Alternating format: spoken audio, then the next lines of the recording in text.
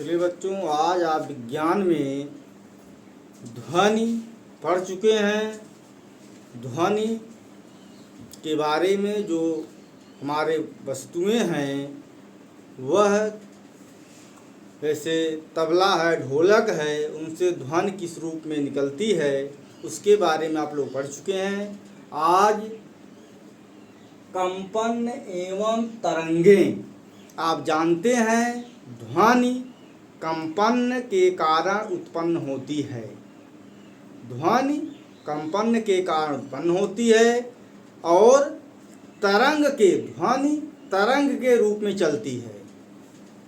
सबसे पहले ध्वनि कंपन के कारण उत्पन्न होती है, यानी किसी वस्तु में कंपन होगा तो ध्वनि निकलेगी और वह किस रूप में चलेगी?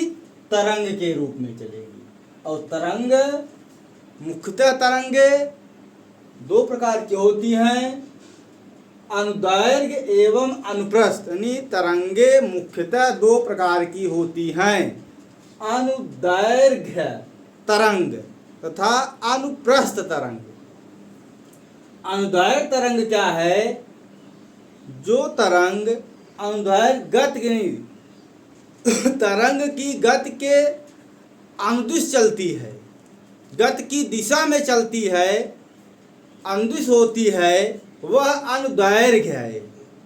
जो तरंग यानी अनुदैर्घ्य तरंग क्या है? वह तरंग जो अनुदैर्घ्य की गति की दिशा में अनुदिश होती है वह अनुदैर्घ्य है, अनुदैर्घ्य तरंग है। और अनुप्रस्थ क्या है? अनुप्रस्थ तरंग जो है गति की दिशा के लंबवत होती है, लंबवत होती है, तो अनुप्रस्थ है। और अनुदैर्घ्य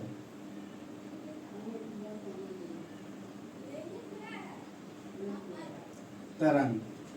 आप लोग केचुए के देखे होंगे, केचुए की जो गति है वह अनुदैर्घ्य तरंग की गति है। कौन सी है? अनुदैर्घ्य।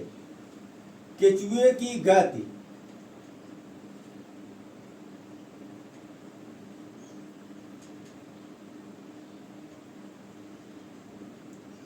केचुए की गति जो है वह अनुदैर्घ्य तरंग का उदाहरण है। अब अनुप्रस्थ तरंग,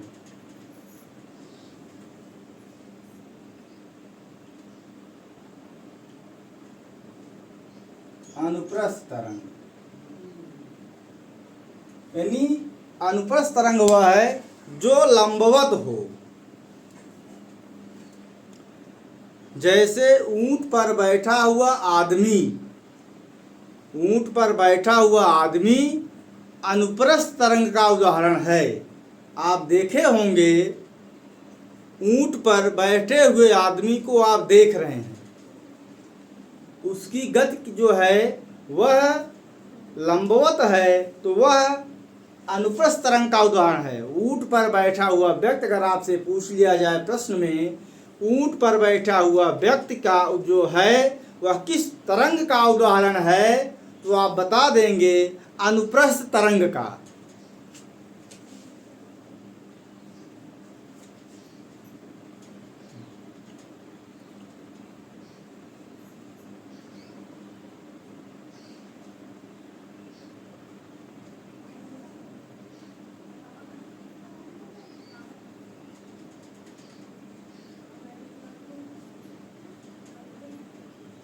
व्यक्ति यानी केचुए की जो गति है वह अनुदैर्घ्य तरंग का उदाहरण है। ऊंट पर बैठा हुआ व्यक्ति की जो है अनुप्रस्थ तरंग का उदाहरण है। अब आप जान गए हैं कि ध्वनि कंपन के कारण उत्पन्न होती है। कंपन जो है तरंग के रूप में चलती है। तरंगें मुख्यतः दो प्रकार की होती है, अनुदैर्घ्य तरंग, अनुप्रस्थ तरंग। वह तरंगे जो उसके क्या कहते हैं गति के दिशा में अनुदिश होती हैं वह अनुदैर्घ्य तरंगे हैं। वह तरंगे जो गति के दिशा के लंबवत होती हैं वह अनुप्रस्थ तरंगे हैं। केचुए की गति अनुदैर्घ्य तरंग का उदाहरण है। ऊंट पर बैठा हुआ व्यक्ति अनुप्रस्थ तरंग का उदाहरण है। अब फिर आते हैं, कंपन करने वाली वस्तु द्वारा एक कंपन में लगे समय को आवर्त काल कहते हैं।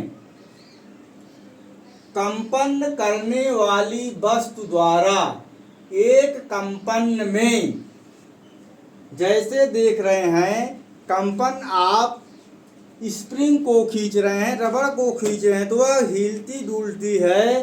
तो उस समय जो है, जितना एक कंपन में जो समय लग रहा है उसको हिलने में, वह उसका आवर्त काल कहते हैं, उसे आवर्त काल कहते हैं। यानी एक कंपन करने में वस्तु द्वारा, कंपन करने वाली जो वस्तु है उसको एक कंपन करने में लगे समय को, एक कंपन करने में लगे समय को आवर्त काल कहते हैं। जो समय है उसको आवर्त कहते हैं, आवर्त काल कहते हैं। और प्रति सेकंड किए गए कंपनों की संख्या, यानी एक कंपन है तो अब प्रति सेकंड, यानी प्रति माने एक सेकंड में वह कंपन कितनी करती है। कंपनों की संख्या जो है, इसको जब निकालेंगे तो उसकी संख्या को क्या कहते हैं, आवृत्ति कहते हैं। यानी प्रति सेकंड, एक सेकंड में, अब यह है कि एक सेकंड में वस्तु कई कंपन करती है, तो जितनी कंपन करती है, मान लीजिए एक वस्तु एक मिनट में 100 कंपन करती है, तो एक सेकंड में 100 का 60 में भाग दे दीजिए, जो आएगा तो वह उसकी प्रति सेकंड, एक सेकंड में कंपनों की संख्या हो जाएगी। उसको आवृत्ति कहलाती है। और आवृत्ति का मात्रक जो होता है SI, हर्ट्ज है।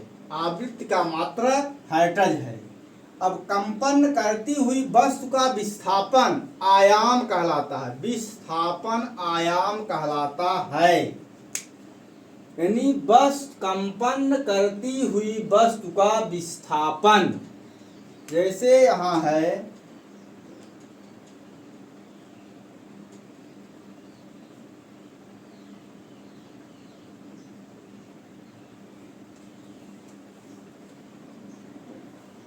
से एक कंपन कर रही है, यहाँ इसको छोड़ दिया जाए, खींच करके छोड़ दिया गया है, तो अब इसको जो है विस्थापन यहाँ से यहाँ जाने में कंपन करती हुई जो वस्तु का विस्थापन है, जो दूरी है, वह आयाम कहला रही है। कंपनों की जो प्रति सेकंड क्या है, प्रति सेकंड कंपनों की संख्या है। एक सेकंड में मान लीजिए यहाँ से यहाँ तक आ रही है, एक सेकंड में कितनी संख्या कंपन होती है, तो यहाँ पहुँचने में मान लीजिए ज़्यादा समय लग रहा है, तो प्रति सेकंड में एक यहाँ से कंपन करने में यहाँ पे जो है आपके मान लीजिए 60 लग रहे हैं, 60 में प्रति सेकंड 60 क्या लगे आपके, मिनट लगे, मिनट हो गए।